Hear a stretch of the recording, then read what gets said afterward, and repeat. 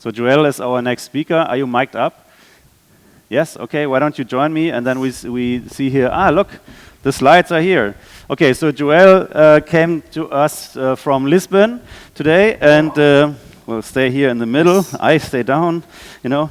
And I think the cool thing is that you obviously, as a company, not only are active here, you are one of the big partners of our partner city here, Milano. So there's a lot of stories to tell. And why don't you take the stage, Joel? Thank you, Arnold. Thank you. Can you hear me well? Okay. First of all, Harold, MLOVE team, thank you so much for the invitation. It's a real honor to be here today and telling this story about the evolution. I even tried to use your logo on it, and I didn't do anything. I have no video, so it's good. Thank you so much. I want this presentation to be dynamic. I'm really going to tell a story about the evolution of cities that we're seeing today, the projects that we're working on, and you know, how it all comes together, the multi-dimensions of what it becomes to be, you know, calling a smart city. As I said, my name is Joel. I run the program management office in Cisco for IoV for Cities. So basically, I'm a firefighter to manage all smart city solutions around the world for IoV for Cities.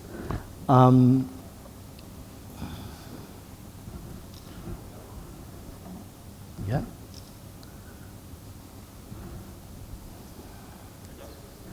There you go. So first of all, thank you. I would like to start with my passion picture because someone told me, bring your passion picture. Okay, I bring it. So can anyone tell me what this is? Angkor Wat. Yes, yes. Not the boat. I was like thinking, not the boat people, the city.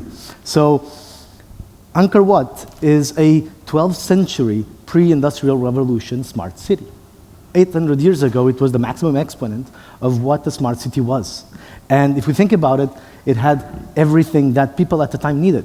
Infrastructure, sanitation, roads, a government, education, culture.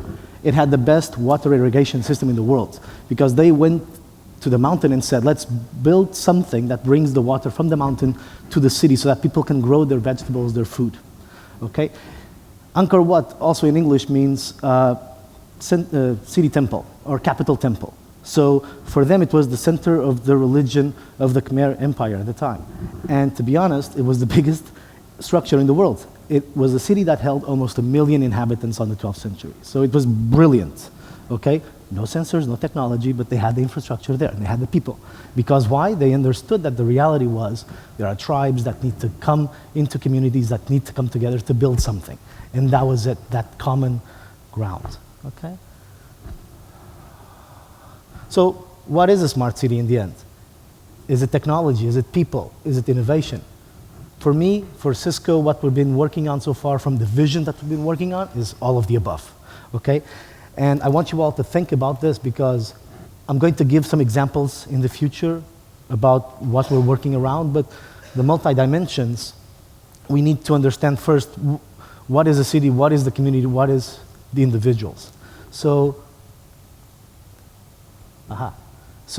I was thinking about these past years about what makes a city, and what makes, you know, from a needs perspective, from psychological self perspective, what needs for the individual. So I started to think, okay, let's talk about Maslow's pyramid of needs. And for the individual, that lives by itself, you have that, you know, psychological needs, safety, up to the self realization or actualization of the individual. Today, we have the same thing, but people are always looking at their devices. Wi-Fi is on the cornerstone. Usually I even say batteries are below Wi-Fi because you need batteries to power the Wi-Fi that powers your device afterwards. So, but when you look at the city, at the multi-dimensions of what makes a city, you have, you know, infrastructure, safety and security, governance, what means to have healthcare, education, economy, a proper culture, and then the citizen on top. Because all of these components really make part of a city. And technology, as someone said yesterday, is a path to the people, empowers creativity, design, liberal arts, right? Humanity. And to be honest, we need to merge all of these components together in order to make that concept of smart city, okay? So when we are working with these many partners around the world, we really try to understand, one, what is the problems that they're seeing today? Two, how does it fit in this model that we're trying to realize and we're trying to build? And then three, how can we deliver really meaningful value? Meaning that how can we bring together all these different stakeholders from all this different ecosystem that really makes the city smart? Because to be honest, if it's just technology, it doesn't work, okay? So from a city challenge perspective, and this slide is common here across the board, I've been focusing a lot on urbanization because cities today are coming more and more bigger, okay? 5 years ago, I was in New York in Columbia University, and I was with the conference at the Earth Institute, and the main concern of the city official of the city of New York was water. How can I provide water delivery to all the citizens of the city? Because at the end of the day, coming, but the system that was planned 50 years ago, 100 years ago, is not prepared for the needs of 2050. Same thing if you're thinking about mobility with roads. Same thing you're talking about green areas, spaces. The houses itself, it grows on the vertical, but it doesn't grow across the board. So how do you do it? So that is a big concern. And actually, Department of Defense, even from the United States, actually created a report up to 2050 with my next topic, which is the environmental piece, to analyze climate change and the impact of climate change around the world. And what does it mean in terms of wars, in terms of conflict, due to the scarcity of resources across the board. One thing I didn't mention was Angkor Wat doesn't exist today, right? You go there, it's ruins. What happened? It was actually climate change. They had a series of droughts. The empire was there. They had 1 million people living. Water stops coming, and all the food dried out. So they faded away, okay? So it's the same problem that we face today. 800 years ago, they had the same issue, right? It didn't change, and it affected them in a different perspective. And finally, economic, because to be honest, we all see the impact that we have about the markets of today and how young people today are more difficult to get new jobs, how they need to come together and say, I need to innovate, I need to create my own startup, I want to create my own business, I need to be that city maker to build the business and to deliver new products, new ideas to citizens. This was too fast.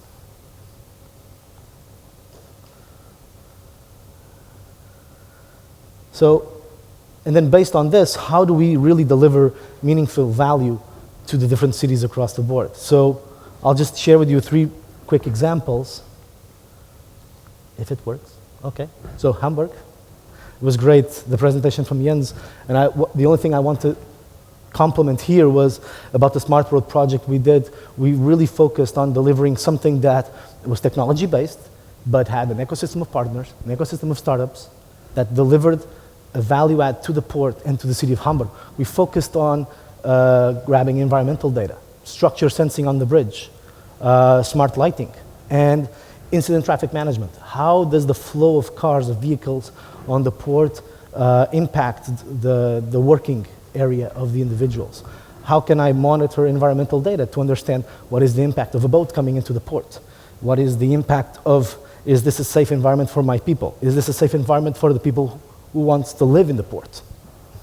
Of course, structure sensing. How can I reduce OPEX by delivering meaningful data that my teams in the port can manage better the infrastructure that they have today? So it is not just about the technology, it's about delivering that data, that IOE vision of people, process, data, things that really comes to mind and really makes a difference, okay? And Hamburg was really unique in the world. We delivered a Smart Road project that is unique, end-to-end architecture, but end-to-end value delivery as well. And an amazing work. I loved it. Of all these years, this was one of the best projects ever. Kansas City. So we're advancing on the multi-dimensions of the city, of what it makes it smart. Kansas City was even interesting because they said, let's focus on social innovation, let's focus on the incubators and the accelerators.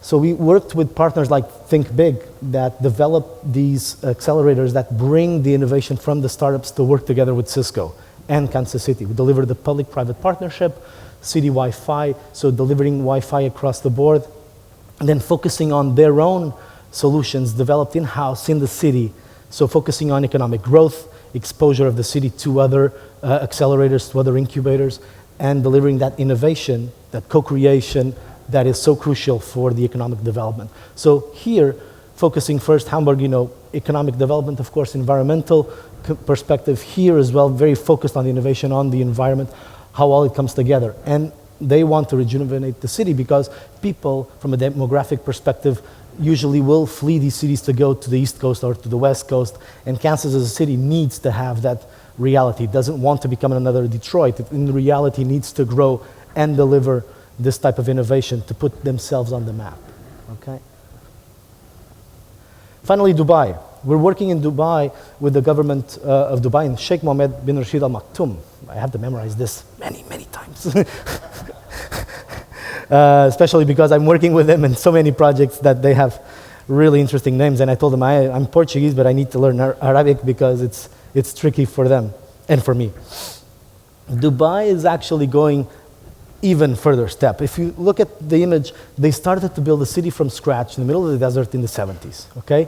And today, they're one of the biggest metropolises in the world. They have more inhabitants or as much as inhabitants as Portugal. So it's a bit sad in that perspective for Portugal.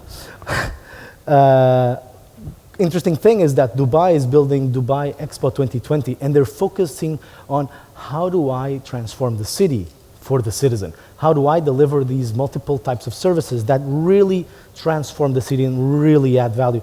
That multi-dimension that I've been talking about. I've been talking about technology on one hand, I've been talking about innovation, but I was just talking about specific areas. Ports, for instance, Kansas was public sector, so a city vertical. Dubai is looking at multi-vertical deployments, transportation, mobility. How do I impact all of these at the same time? So they want to become the #1 smart city by 2017, so that in 2020 they can showcase the world. This is the day in the life of a citizen of a smart city of the future. That is their motto. And they're working in multiple dimensions: smart life, economy, tourism, sustainability, mobility, all of the components that for me, for instance, are part of the dimensions of what makes a city smart.